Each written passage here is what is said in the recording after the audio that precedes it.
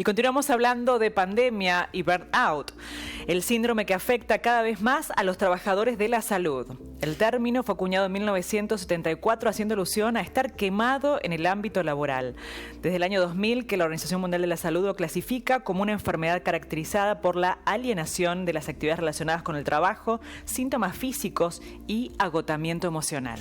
Los trabajadores del sector históricamente viven en carne propia los trastornos ocasionados por este síndrome, caracterizado por depresión, ansiedad, irritabilidad, entre otros factores. Vamos a hablar ya directamente con la pediatra, la doctora Camila Ardín, de este tema que estábamos planteando, del burnout, el síndrome que afecta cada vez más a los trabajadores de la salud. Doctora, ¿cómo le va? Bienvenida. ¿Cómo estás, Camila? Hola, ¿cómo están? Ezequiel, Julieta, muchas gracias por el espacio. Por favor. Por favor. Bueno, ¿cómo podemos definir qué es este síndrome? Contanos un poco para ponerlos en palabras concretas. Sabemos que los síntomas realmente tienen que ver con muchos de los síntomas que a veces podemos sentir, más allá de que seamos o no trabajadores de la salud, ¿no, Camila? Tal cual. En realidad, de lo que hablaste previamente, ya dijiste mucho, es muy buena la definición. En realidad, en los años 70 se empezó a utilizar el término y suelen pasar varios años hasta que algo es definido como una enfermedad o como un trastorno de la salud. En algún momento, la Organización Mundial de la Salud decide incluirlo como eso, como una enfermedad, no un trastorno mental, pero sí como un fenómeno ocupacional. Cabe aclarar que yo no soy especialista en salud mental, pero estoy hablando tal vez un poco mezclado desde el lugar de médica, pero más desde el lugar de paciente o de persona que lo sufre. Me tocó cruzarme con este término mientras estaba cursando sus síntomas, entonces cuando lo empecé a leer me sentí muy identificada y a indagar cada vez más sobre el tema. Esto del síndrome del quemado o el burnout es un síndrome. ¿Qué es un síndrome? Es un conjunto de signos y síntomas que está causado fundamentalmente por el estrés crónico ocasionado en el ámbito laboral.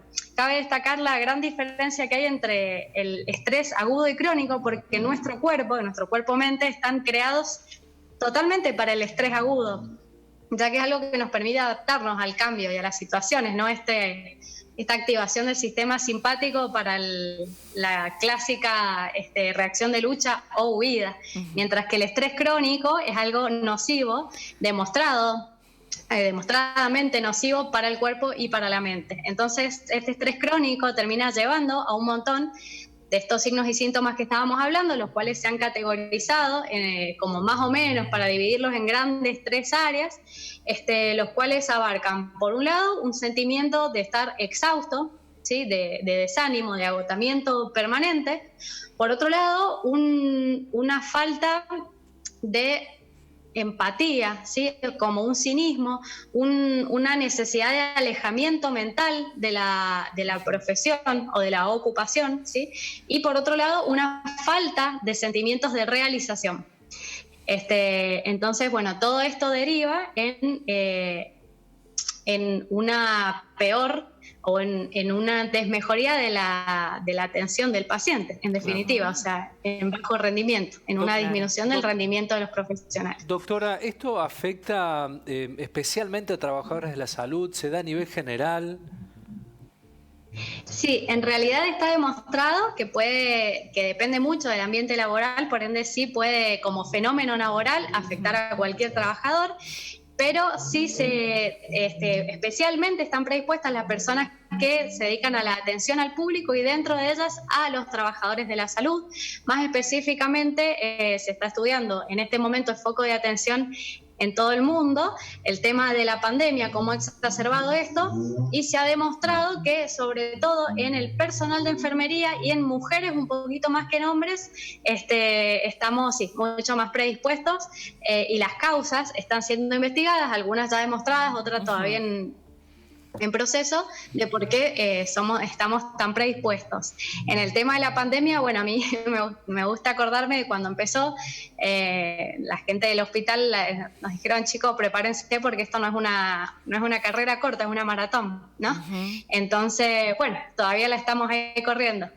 y ya se empiezan a notar las repercusiones en el sistema de salud y cómo los médicos también nos estamos empezando a volver pacientes. O sea, siempre lo somos, ¿sí? Tenemos nuestras dolencias, pero todos tenemos una en común en este momento y es el agotamiento mental y físico. ¿Cuáles podemos determinar, Camila, como aquellos factores estresores en esta situación de pandemia? Bueno, algunos son los más obvios que se le ocurrirían a cualquier persona, como el tema de la sobrecarga laboral, el aumento de demanda, todo lo que hubo que hacer en cuanto al tema de reemplazos por el ausentismo, los compañeros enfermos o tristemente fallecidos, lo cual nos hizo trabajar mucho más que antes, pero después tenemos otros tal vez menos pensables o sospechables, como puede ser, por ejemplo, la reestructuración de los hospitales, o sea, de los centros de salud o de los esquemas de donde uno estaba yendo a trabajar, cambiaron totalmente, no solo físicamente, sino sus sistemas jerárquicos, sus grupos, sus organizaciones, sus horarios, su circulación, todo. Eso es un cambio. Por otro lado, el hecho de que es una enfermedad frente a la cual no tenemos la cura.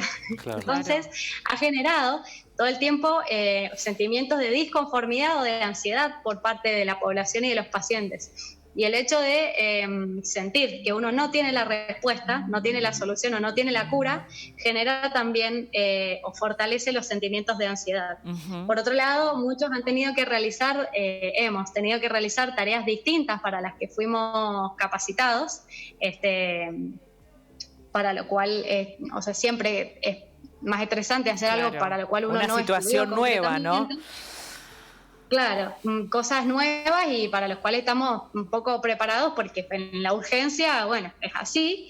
Y por otro lado, el mismo equipo de protección personal puede llegar a ser muy estresante. Recuerden que nosotros estamos haciendo a veces guardias de hasta 24 horas o más, con mucho más que un barbijo. Entonces es la verdad que agotador, duro, ¿no? No poder hablar bien, no poder mirar a la cara, empañarse las antiparras con el aliento, bueno, muchas cosas.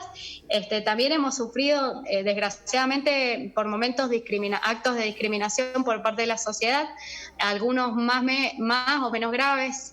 Yo personalmente los sufrí, no graves, pero sí, por ejemplo, una colega le apedrearon la casa y conozco otro caso muy grave de un enfermero en momentos de temor por parte de la población a ser contagiados. Y a todo esto hay que sumar la incertidumbre permanente que hemos sentido respecto a nuestra propia salud y a la salud de nuestros seres queridos o convivientes. Hay un dato No, digo que hay un dato, me quedé con esto de la maratón, doctora. Es una carrera larga, donde se ha sufrido mucho, ha habido muchos factores de estrés y el personal de la salud ha pasado por varias situaciones de frenesí social, el aplauso, la discriminación, han vivido en carne propia, en primera persona, situaciones muy complejas, muy difíciles. De película. Me parece que es muy importante cada vez más ser más conscientes de que somos personas. Acá creo que el tema del héroe o del héroe sin capa, por ahí lo podríamos empezar a dejar un poco de lado. También el tema como del leproso o el peligroso, el que nos va a venir a contagiar, o sea, somos personas, somos trabajadores, a la mayoría nos encanta lo que hacemos y lo hacemos con gran pasión y vocación, pero eso no quita que necesitemos, ciertas condiciones laborales mínimas que por lo menos atenúen un poco de todo esto que estamos hablando, ¿no? ¿Juega la resiliencia un factor fundamental en esto de proteger al personal de salud en esta situación de pandemia, Camila?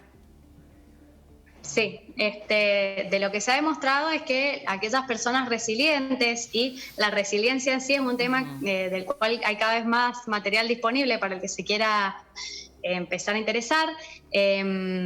Las personas resilientes afrontan mejor los cambios y las crisis y tienen menor tendencia o un poco mayor de protección frente al síndrome del burnout.